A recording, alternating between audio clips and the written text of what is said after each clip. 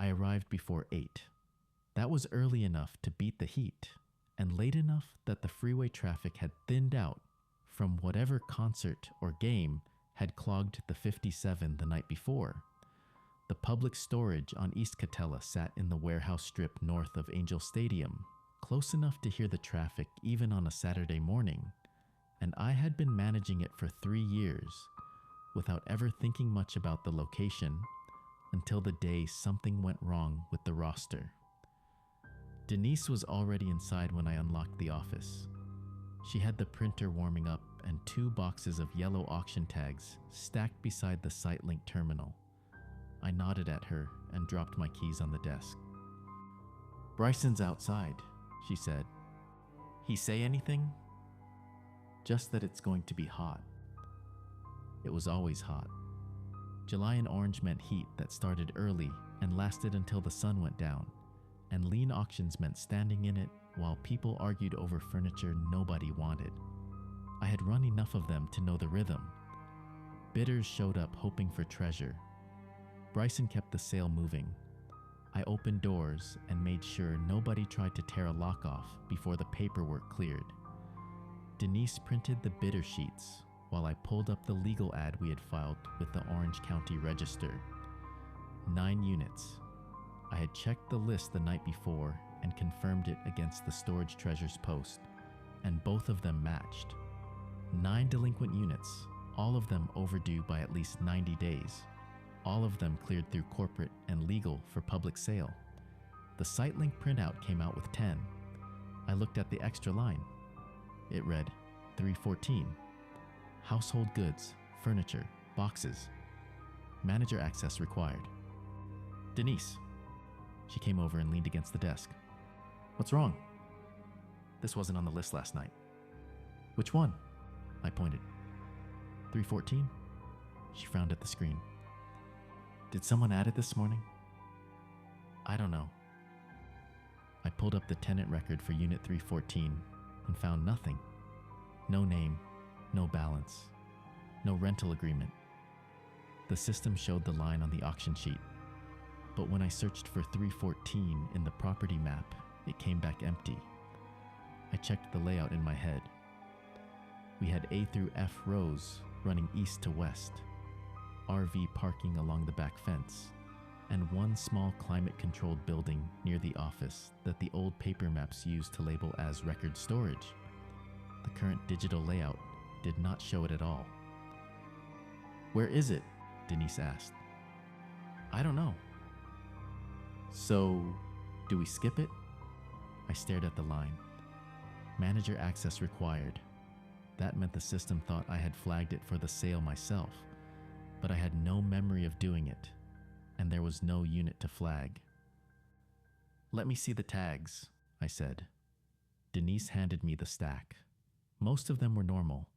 Lot numbers, unit codes, sale dates. I flipped through them until I found one that did not match. The tag read 314, sale date 08/03/24, August 3rd, 2 weeks from now. "What is that?" Denise asked. "Bad date setting." It printed with the others. "I know." I threw it in the trash. Denise watched me and did not say anything. After a few seconds, she picked up the rest of the tags and started cutting them apart with scissors. "Don't mention that in front of the bidders," I said. "Auction people turn every mistake into a conspiracy." "Okay." I opened the lock log to check whether anyone had accessed the climate building overnight. The last entry I expected to see was dated that morning at 3:14. 3:14 a.m. Manager access. Climate building. I had been home in Garden Grove at 3:14. Denise looked over my shoulder and saw the line before I could close it. "That wasn't me," she said. "I know." "Then who opened it?" I stared at the entry. Manager access meant someone with my authority had unlocked the building, walked inside, and logged out through the system. Nobody else had that clearance. Denise did not. Bryson did not. I had been asleep in my apartment, and the log said I had been here. I did not answer her question. I just kept looking at the screen, at the timestamp, at the words climate building, and I tried to think of a reason the system would lie. Madeline Sullivan signed in first. She was a regular, the kind of reseller who showed up at every auction within 30 miles and always carried a canvas tote bag with eBay shipping labels already printed inside. She took the pen from my hand, wrote her name on the bidder sheet, and said, "It's going to be 105 today." I nodded. "Supposed to hit 108 by noon. You should have started at 7. Bryson doesn't work before 9 on Saturdays." She handed the pen back and moved to the shade of the awning. I kept the sheet moving because I wanted everyone registered before the argument started. Jim Solomon pulled up in a white F-250 with a flatbed trailer hitched behind it. He climbed out, stretched his shoulders, and walked over without much energy. He signed his name below Madeline's and said, "I'm only here if there's tools." "There's one contractor unit," I said. D110. "What's in it?" "Electrical supplies, wire spools, Milwaukee bag." He nodded. "I'll bid on that one." Harrison Scott arrived 10 minutes late in a silver Silverado with Garden Grove electric magnetic signs on the doors. He parked crooked, left the engine running while he jogged to the office, and grinned like he had just told a joke nobody else had heard yet. He grabbed the pen without asking and scrawled his name across the line. "Sorry. Traffic on the 57 was brutal," he said. Then he pulled out his phone and called someone. "Angie, how much cash did I take this morning?" I heard a woman's voice on the other end, annoyed and distant. "No, I know, but I'm at the auction now, and I don't remember if I grabbed 300 or 5. The voice got louder. Okay, yeah, I'll check the envelope." He lowered the phone and grinned at me. "My wife thinks I'm gonna buy dead people furniture again." Madeline looked at him from under the awning and said nothing. Harrison laughed and put the phone back to his ear. "Angie, I'm not buying a couch this time. Just tools. Maybe a toolbox." He paused. "Yeah, love you too."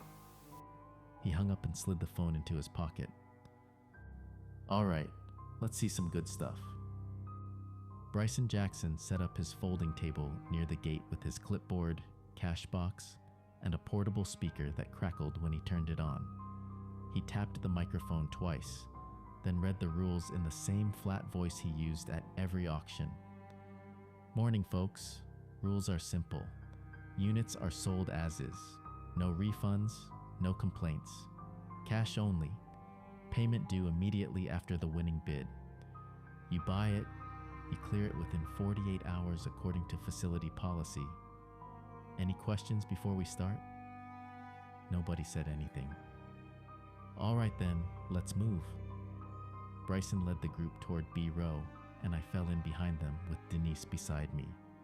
I kept my eyes on the bidder sheet and told myself Unit 314 could wait until after the public sale. It was an error, a bad line in the system. I would delete it later, and nobody would care. The first unit was B118. Bryson cut the lock, rolled the door up, and stepped aside so everyone could see inside. Boxes of kitchenware, a vacuum cleaner, a folding table, and 3 plastic storage totes stacked against the back wall. "Starting at $50, Bryson said. Madeline raised her hand. 50. Nobody else bid. Sold to bidder one for $50. Madeline walked up to Bryson's table, counted out 5 tens from her tote bag, and took the receipt he handed her. She looked pleased. I made a note on my copy of the sheet and moved to the next unit. The second unit was B203, full of stained mattresses leaning against the walls and garbage bags split open across the floor. Bryson opened it, waited 10 seconds, and said, "No interest, moving on." Jim Solomon shook his head and stayed near his trailer. The third unit was B221, a contractor's locker with metal shelving, paint cans, a pressure washer, and a stack of drywall compound buckets. Bryson started the bidding at $100. Harrison raised his hand immediately.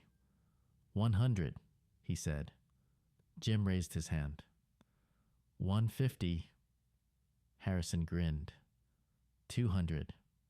Jim looked at the unit again, then shook his head and stepped back. Sold to bidder 3 for $200, Bryson said. Harrison walked up to the table, pulled a thick envelope from his pocket, and counted out the cash, while Bryson filled out the receipt.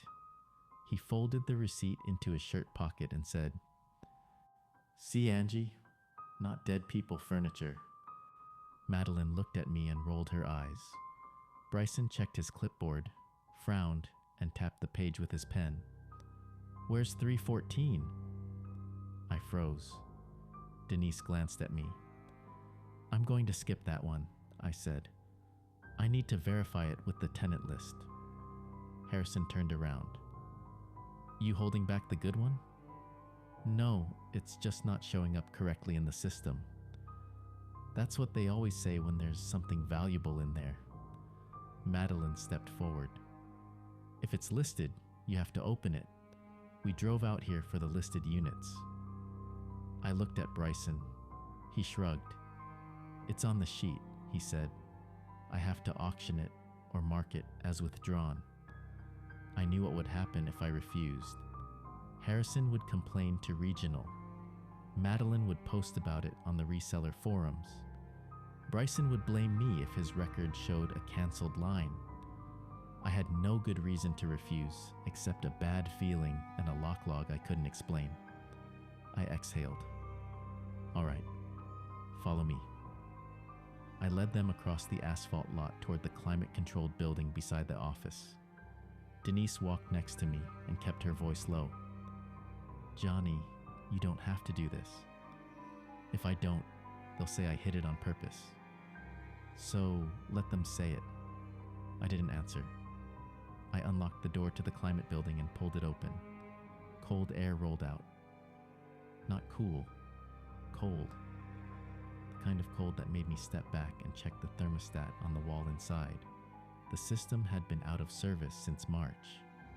The hallway stretched ahead of me, narrow and dim, with 4 orange roll-up doors, numbered 311 through 314. I had no memory of those doors. I had worked at this facility for 6 years. I had walked through this building 100 times to check the breaker panel, the water heater, and the storage closet where we kept extra locks and cleaning supplies. There had never been rental units inside. I stepped into the hallway. The air was so cold I could see my breath. Bryson walked in behind me and stopped. "You got the AC cranked in here or what?" "The system's been off for months." He looked at the thermostat. The screen was blank. He touched the wall and pulled his hand back. "That's weird." Madeline stepped inside and wrapped her arms around herself. "This doesn't feel right." Harrison laughed. "Come on, it's just a building. Open the door already." I walked to Unit 314. The lock was a round orange public storage disc lock, the kind we had stopped using in 2019 when corporate switched to the rectangular models. I pulled the bolt cutters from my belt, positioned the blades around the shackle, and squeezed. The lock snapped and fell to the floor. I grabbed the handle and lifted the roll-up door. Inside was a bedroom. A full-size bed sat against the left wall, with a blue quilt pulled halfway down. A nightstand held a dolphin-shaped ceramic lamp, a pair of reading glasses, a bottle of blood pressure pills, and a Catholic prayer card. A dresser stood opposite the bed with drawers half open and women's clothes folded inside. Nobody said anything. The roll-up door of Unit 314 sat open on a full-size bed, a nightstand, a dresser, and women's clothes folded in half-open drawers. The lamp caught my eye first. It sat on the nightstand in Unit 314, a dolphin-shaped ceramic thing with a pale blue glaze, the kind you'd find at a craft fair or an estate sale. Next to it were a pair of reading glasses, a pill bottle, blood pressure medication. I could see the label from the doorway, and a Catholic prayer card from Christ Cathedral in Garden Grove. The bed against the left wall had a blue quilt pulled halfway down, like someone had just gotten up. A dresser stood opposite with drawers half open, women's clothes folded inside. No boxes, no plastic totes, no dust sheets or dollies or any sign that furniture had been carried in. It looked like a bedroom, not storage. A bedroom. Madeline went pale. "That lamp is in my apartment," she said. Her voice was quiet, careful, like she was afraid saying it too loud would make it real. "The quilt too." She pointed at the bed. "I slept under that last night." Harrison laughed.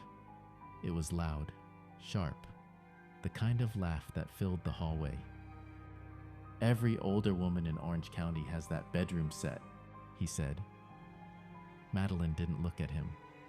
She kept staring at the lamp.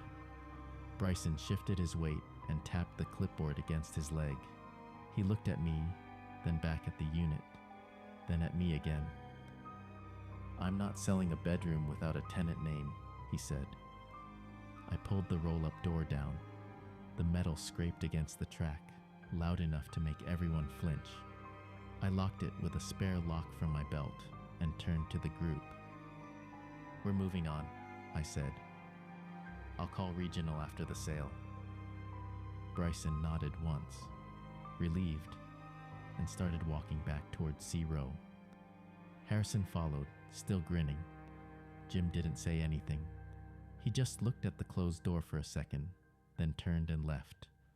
Madeline stayed where she was. "Madeline," I said. "Come on."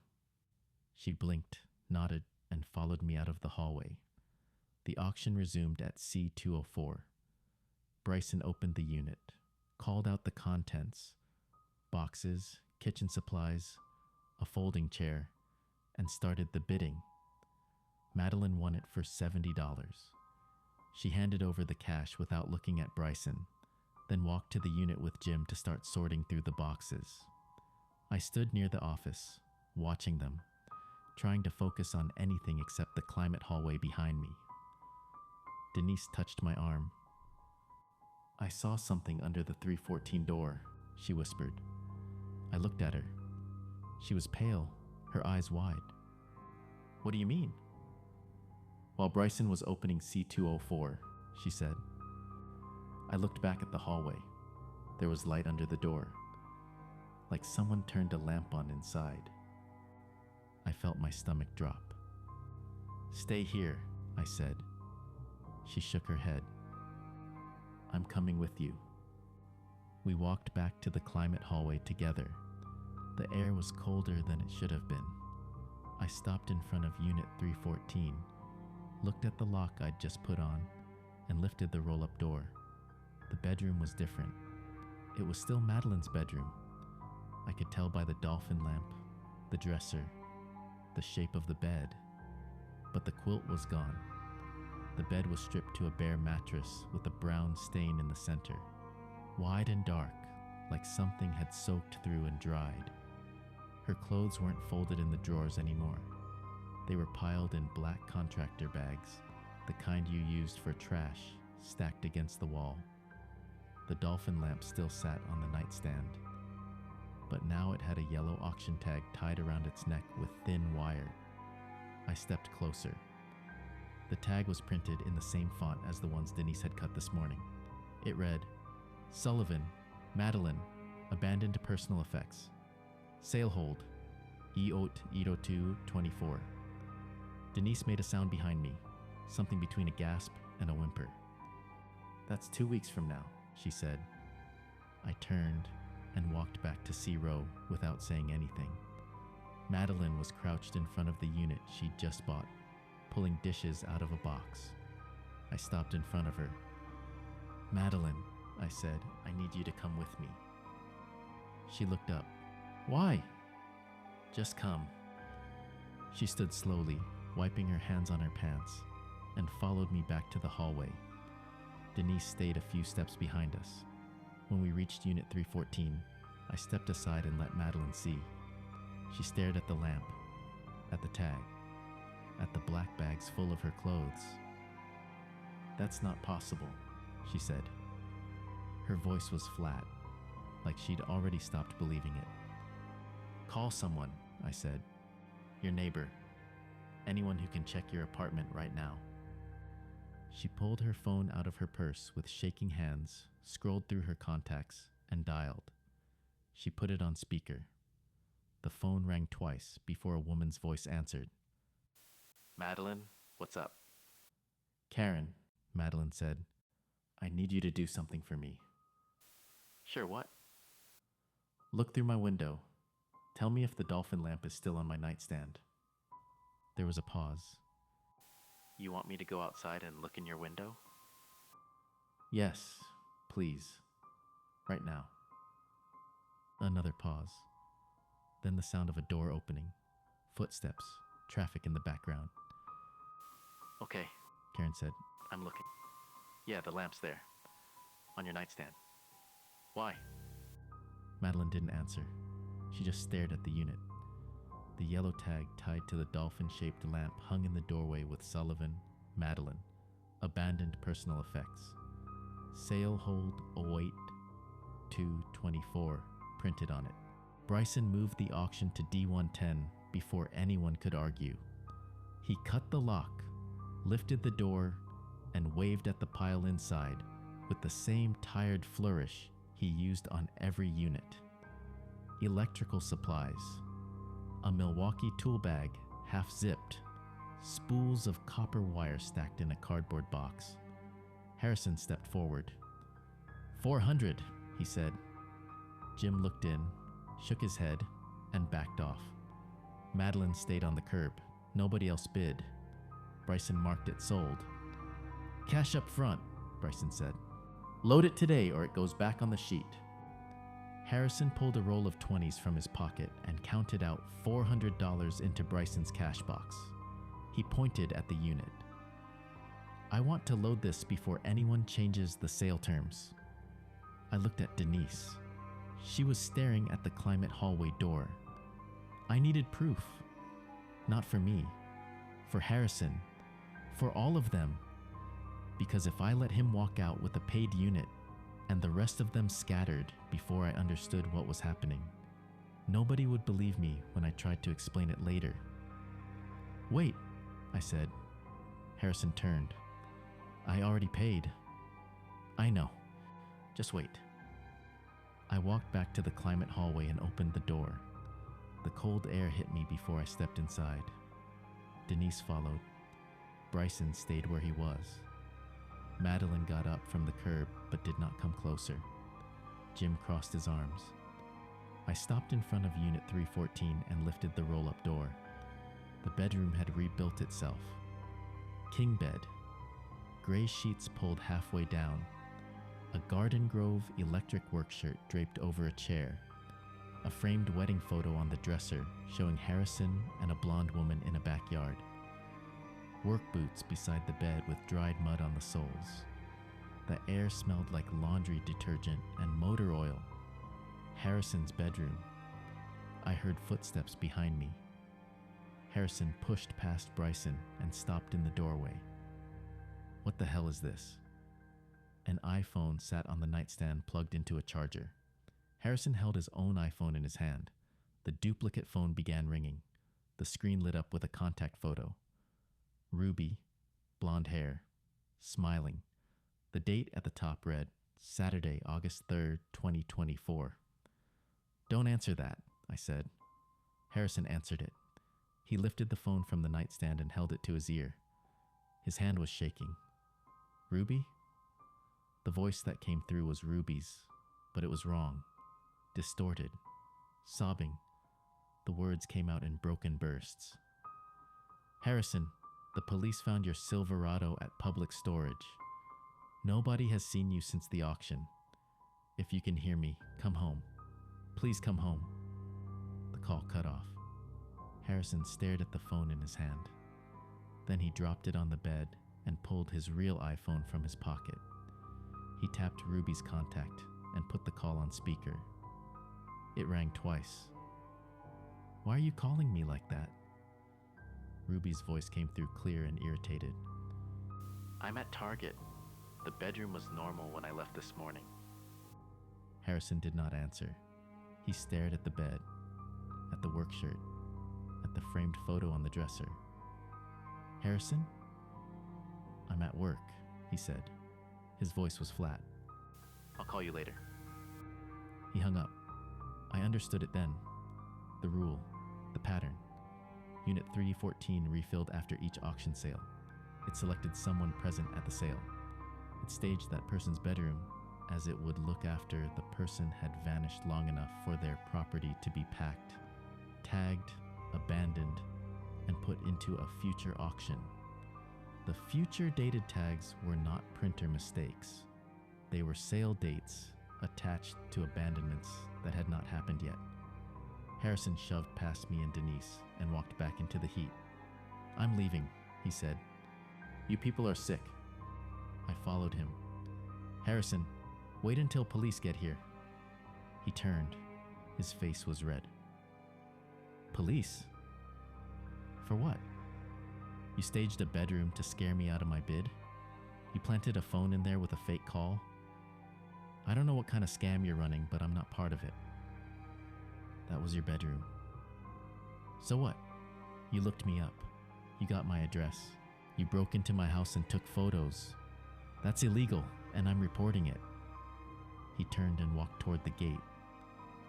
"Harrison, don't leave." He did not stop. I watched him cross the asphalt lot toward the RV section where his Silverado was parked. Denise stood beside me. Bryson packed his clipboard into a duffel bag. Madeline sat back down on the curb. Jim leaned against his flatbed trailer and checked his phone. 5 minutes later, I walked to the RV section. Harrison's Silverado sat in the back row with the driver's door open and his iPhone lying on the seat. I canceled the rest of the auction. Bryson looked up from his clipboard. "You can't do that." "I just did."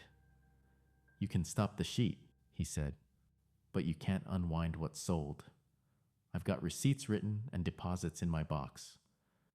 Jim Solomon stepped forward. "Then give me my deposit back." Bryson shook his head. "You won D110. You owe me the balance or you forfeit." "I'm not staying on this property," Jim said. "Keep the deposit." "I don't care." Madeline Sullivan was already gone. She had walked out to the curb and sat down on the concrete with her phone in her lap. Her hands were shaking. I could see her through the office window, staring at nothing. Bryson turned back to me. "This lands on my paperwork wrong. It's your license, not mine." "Then write it however you need to write it," I said. "The auction's over." He muttered something I didn't catch and went back to his clipboard. Denise was standing near the front counter with her phone pressed to her ear. "Yes, public storage on East Catella Avenue in Orange. A man went missing during an auction. His truck is here, but he's not." She gave the address again. Her voice was steady, but I could hear the tightness in it. I needed to know if stopping the auction would stop the unit. Harrison had disappeared after a sale. The remaining units were canceled now. Maybe that was enough. Maybe the rule only applied to completed transactions. Bryson flipped a page on his clipboard and drew a line through the next lot number. "No sale," he said aloud, and wrote something in the margin. I turned and walked straight back to the climate-controlled hallway. The door to 314 was still down. I had locked it with a spare lock after we found Harrison's bedroom inside. My hands were sweating when I pulled the lock off and lifted the door. the unit had changed again. This time, it was Denise's bedroom. I knew it immediately. She had shown me a photo once, months ago, of her cat asleep on a purple comforter. The comforter was in the unit now, but the bed beneath it was bare. The mattress looked old and stained. The closet door was open, and clothes had been emptied onto the floor in a loose pile. A laundry basket sat near the foot of the bed, with a public storage polo shirt folded on top. A yellow tag was tied through the collar. I stepped closer. The tag read, Rice, Denise, Personal Effects, Yo 7 27 to 24. On the nightstand, next to a lamp I didn't recognize, was an inhaler. Denise's inhaler was in her purse. I had seen her check for it that morning. I heard footsteps behind me. Denise was in the hallway. She stopped when she saw the unit. Her face went white. "It didn't take my room," she said quietly. "It made the room after I'm gone." She pulled her phone out and dialed without looking away from the bed. Someone answered on the second ring. "Beverly, go to my apartment." Her voice was shaking now. "Look in my room. Tell me if the purple comforter is there, and if the cat is on the bed." I could hear her sister's voice on the other end, confused and asking questions. "Just do it," Denise said. "Please." She put the phone on speaker and held it between us. I could hear Beverly moving, a door opening, footsteps on carpet. "Okay, I'm in your room," Beverly said. "The comforter's on the bed. The cat's asleep on your pillow. What's going on?" Denise didn't answer. She was staring at the laundry basket. Her public storage polo shirt lay folded on top, the yellow tag hanging from its collar like a price tag at a yard sale. The tag swayed slightly in the cold air. Rice, Denise. Personal Effects, 07-27-24. I closed the door again and stood there breathing hard. Denise was behind me, hands pressed to her mouth. The tag was real. The date was real. 1 week from today, someone would find her polo shirt in an empty unit and try to sell it. I heard tires on the asphalt outside. Officer Opal Hansen was maybe 35, dark hair pulled back in a tight bun, Anaheim police uniform crisp despite the heat. She got out of her cruiser and met me at the front gate. I unlocked it and led her straight to the RV section without small talk. Harrison's Silverado sat where we'd found it. Driver's door open, keys in the ignition. Phone on the seat showing 11 missed calls from Ruby. "When did you last see him?" Hansen asked. 10:46 this morning. He was arguing with me by the Climate Building. 5 minutes later, we found the truck. She walked a slow circle around it. "And he didn't drive out?" Gate log shows nothing. Camera went to static right when he vanished. Hansen looked at me. "Static. I'll show you." I took her to the office and pulled up the RV camera feed. She watched the timestamp jump from 10:46:12 to 10:46:38, with nothing but gray noise between. When the image came back, the Silverado was there and Harrison wasn't. "Could be a system glitch," she said. "Could be." She didn't sound convinced of her own explanation. I didn't either. I walked her to the climate-controlled building. The air in the hallway was still cold. Denise waited by the office door, arms crossed. She wouldn't come inside. I opened Unit 314. Hansen stepped up to the threshold and looked in. Empty, clean concrete floor, bare walls, no bed, no dresser, no polo shirt, no yellow tags, just a storage unit that had never been used. "This is what you wanted to show me?" Hansen asked. "It was full 2 minutes ago." "Full of what?" "A bedroom. My assistant manager's bedroom, tagged for auction next Saturday." Hansen gave me the look cops give people who sound crazy, patient, careful, ready to escalate if I got louder. "I'm not making this up," I said. "I'm not saying you are. I'm saying I need to focus on Harrison Scott right now, and what I can confirm is that his truck is here and he isn't." She walked back to the office. I followed. Denise stepped aside to let us through. Hanson took notes while I gave her Ruby Scott's phone number, Harrison's Garden Grove address, and the bidder sign-in sheet. She wrote down Bryson's name and asked if he'd left yet. "He's packing up now. Tell him to wait." I went outside. Bryson had his clipboard, cash box, and portable speaker loaded into his trunk. He saw me coming and shook his head. "Police want you to wait," I said. "For what?" "I ran a clean sale. Your tenant disappeared, that's your problem." "Harrison isn't a tenant. He was a bidder." "Then it's his problem." Hanson came out and asked Bryson 3 questions.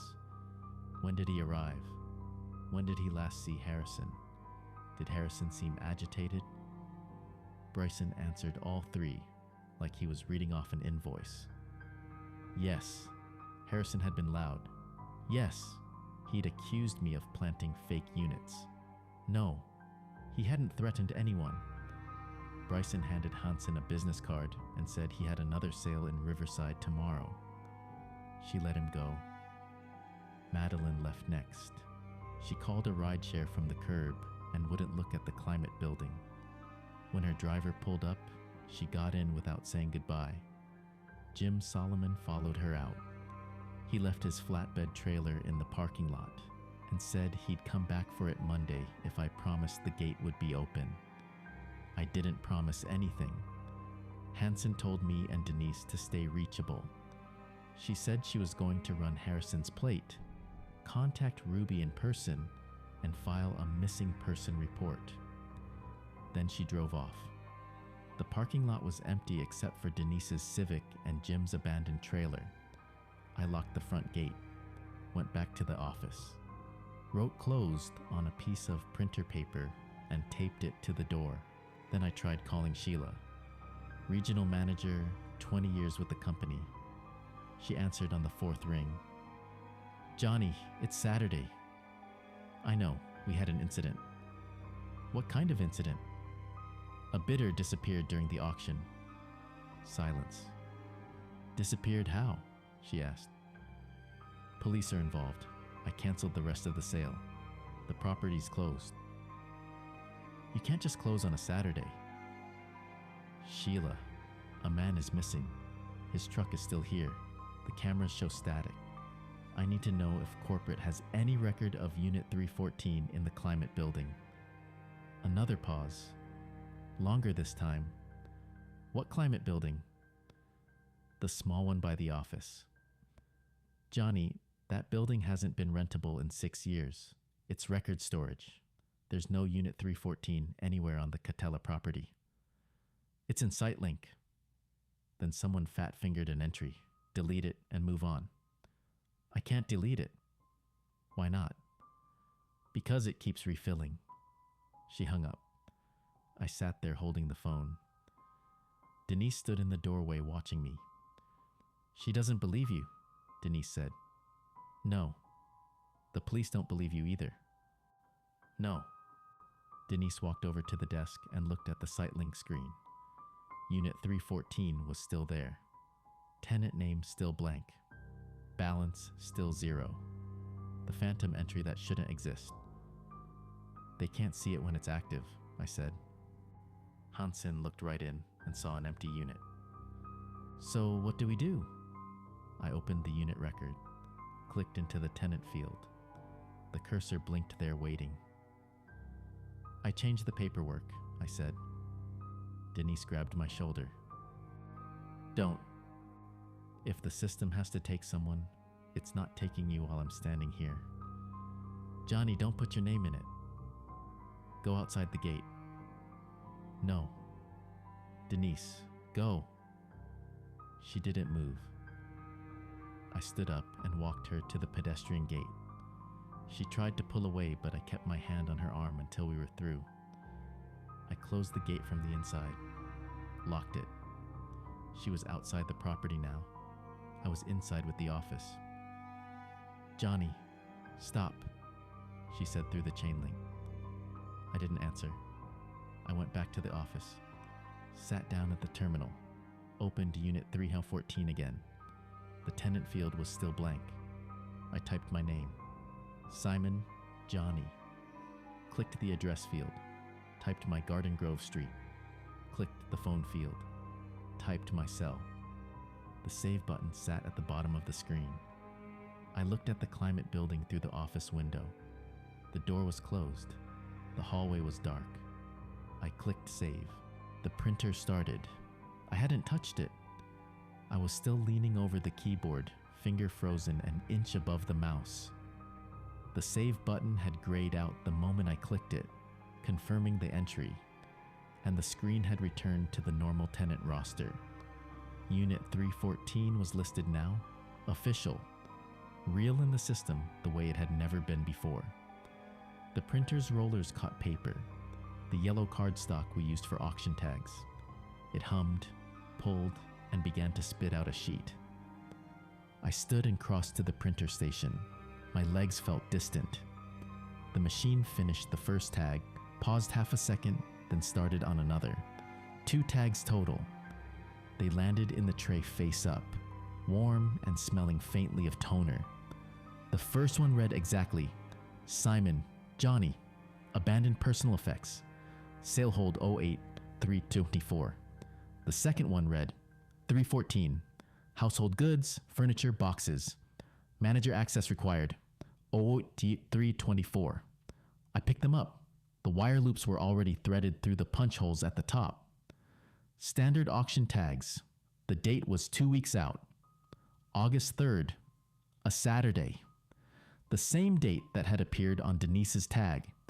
The same date Harrison's wife had sobbed over the phone about when the duplicate iPhone in 314 had rung. Outside, Denise was still pounding on the gate. "What printed?" Her voice was muffled through the glass. "Johnny, answer me." I folded the tags into my pocket, walked past the desk, and unlocked the front door. Denise stood on the other side of the gate, gripping the chain link with both hands. Her face was flushed. She had been yelling for a while. "Open it," she said. "I can't." "Johnny!" "I can't open it, Denise. Not yet." She stared at me. Her knuckles were white around the fence wire. "What did you do?" "I saved the record." "What record?"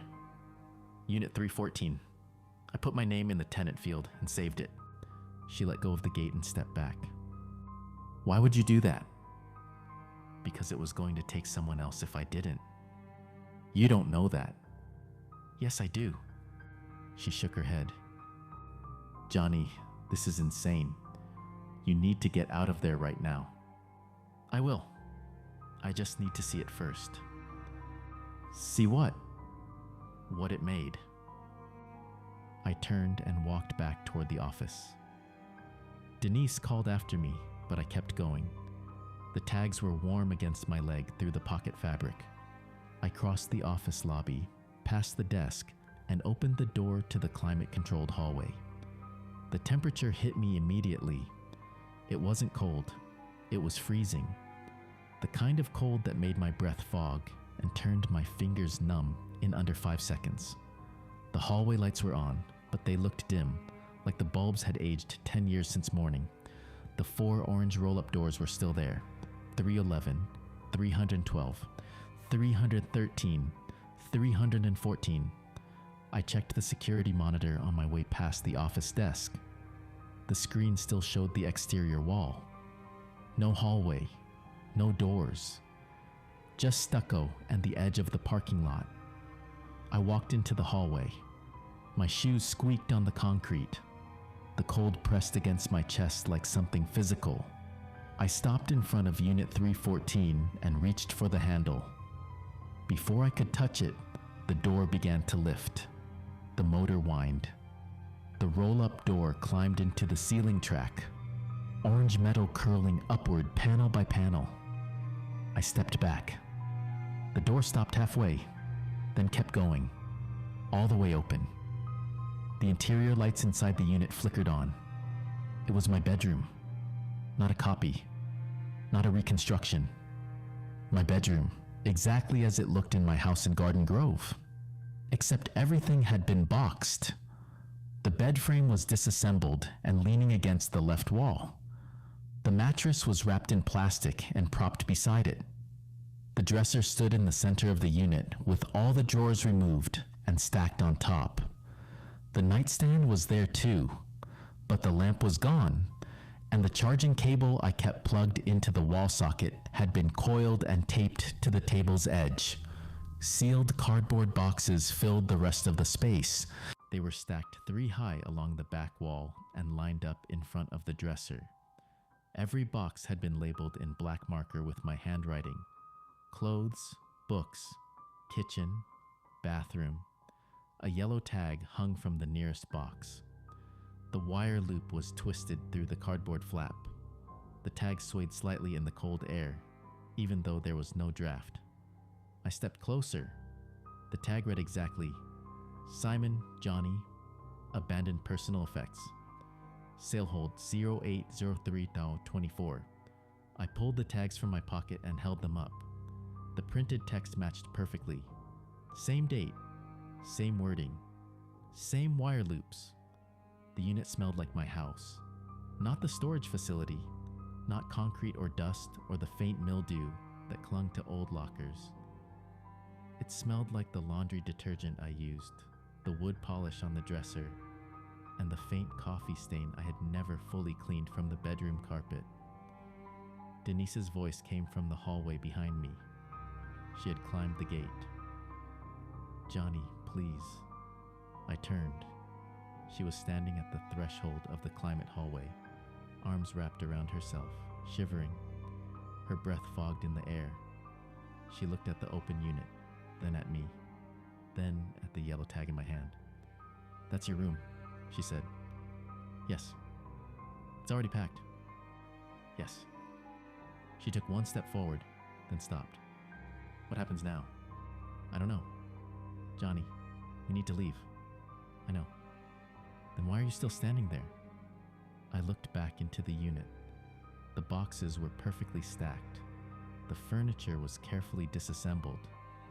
Everything had been prepared for an auction that would happen 2 weeks from now, on August 3rd, after I was gone long enough for someone to declare my property abandoned. The yellow tag swayed again. The wire twisted slightly, catching the light. I stepped back from the threshold and let the door stay open. Denise grabbed my arm and pulled me toward the office. The cold followed us out of the hallway. The security monitor still showed only the exterior wall. Outside, through the locked gate, the parking lot was empty except for Harrison's Silverado, still sitting in the RV section with the driver's door open. The sun was bright.